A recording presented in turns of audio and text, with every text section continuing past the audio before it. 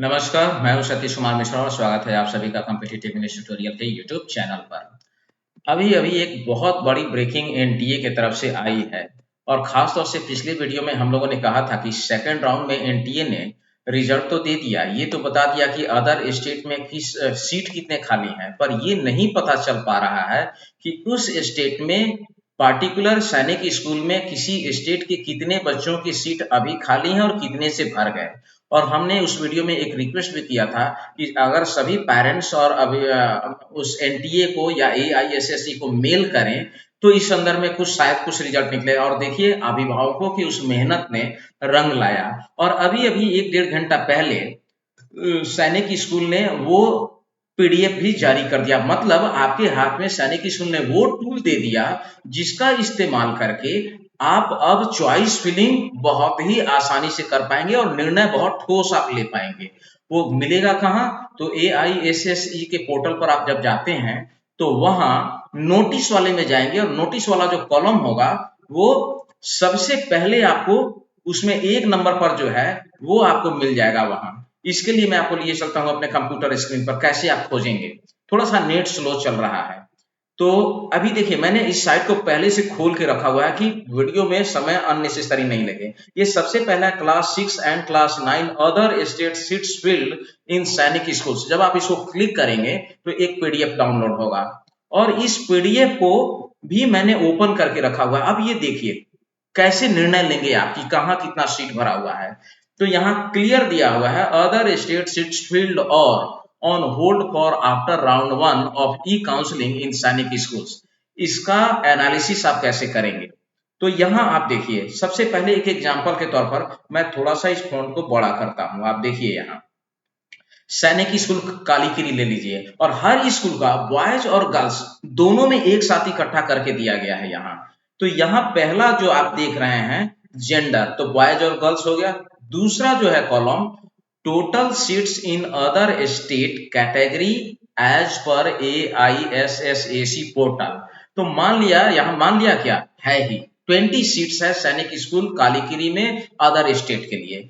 अब यहाँ बता रहा है कि total seat which can be allotted to one state as per 25% policy.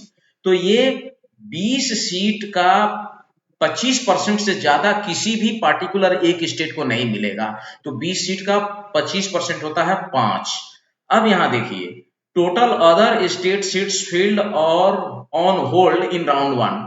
तो 20 में मात्र 10 सीट भरे हैं पहले राउंड में। अब यहां बता रहा है लास्ट में total seats field hold state wise after round 1। तो सवाल है कि ये 10 सीट किन किन स्टेट के बच्चों से भरे। अब इसका आप आकलन कैसे करेंगे? तो यहाँ बहुत सुंदर डिटेल है।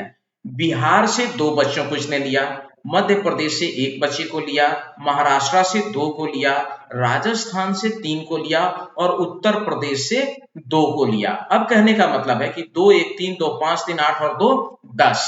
ये 10 सीट भर गए। यानी इस वाले कॉलम की अगर हम बात करें जहां मेरा कर्सर घूम रहा है तो कहने का मतलब कि अभी 20 में 10 भर गए, 10 सीट खाली हैं और एक स्टेट को कितना मिल सकता है? मैक्सिमम 5। बिहार से 2 बच्चे गए हैं। अगर जो अभिभावक छात्र बिहार के हैं उनके लिए क्या है? सैनिक स्कूल कालीकिरी में बॉयज, जेंडर अगर बॉयज है तो उसमें 3 सीट अभी बिहार को और मिल सकता है मैक्सिमम।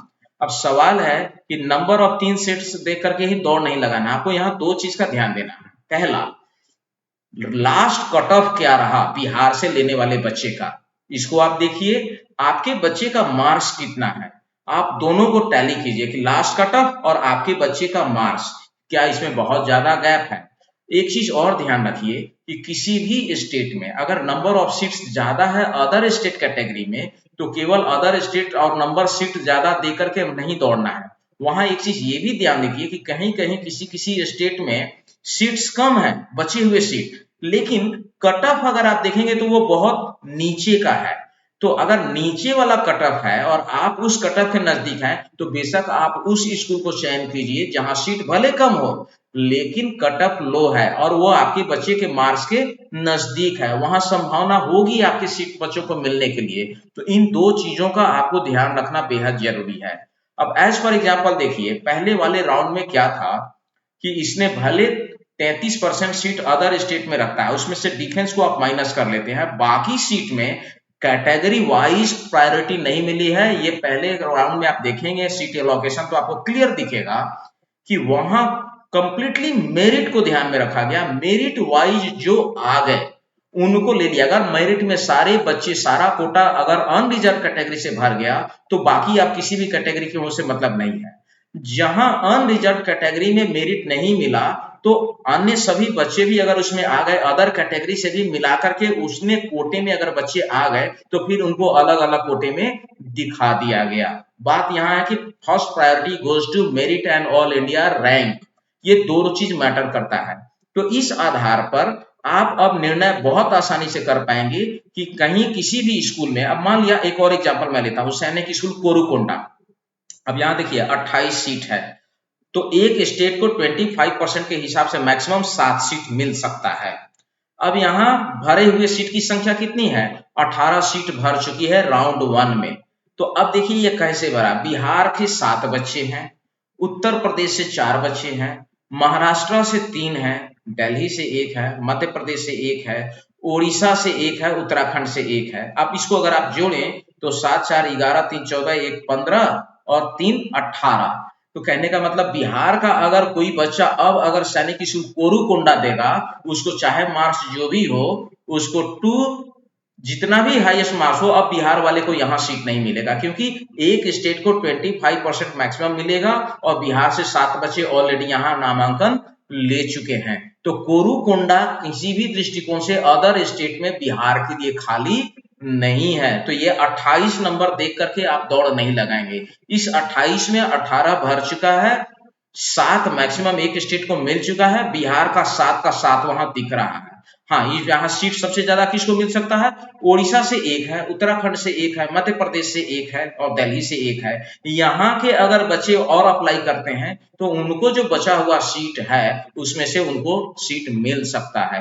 तो इन तथ्य को ध्यान में रखते हुए अगर आप अप्लाई करेंगे, और ये बहुत बड़ा हथियार आपको एनटीए ने दे दिया, तो आप लोग, उम्मीद है जिन लोगों ने चॉइस फिलिंग कर लिया है तो आप एडिट कर सकते हैं इसके आधार पर। और यदि आपने चॉइस फिलिंग नहीं किया है तो अब इसके आधार पर आप चॉइस फिलिंग कीजिए, इत्मीनान से कीजिए, बहुत ही बेहतरीन है। और भी यदि कोई सूचना आएगी तो हम लोग लेकर के आपके बीच में आएंगे। उम्मीद है ये वीडियो आपको काफी पसंद आया होगा, और पसंद आए तो लाइक कीजिए, शेयर कीजिए और सब्सक्राइब कीजिए। Thank you for watching competitive English tutorials.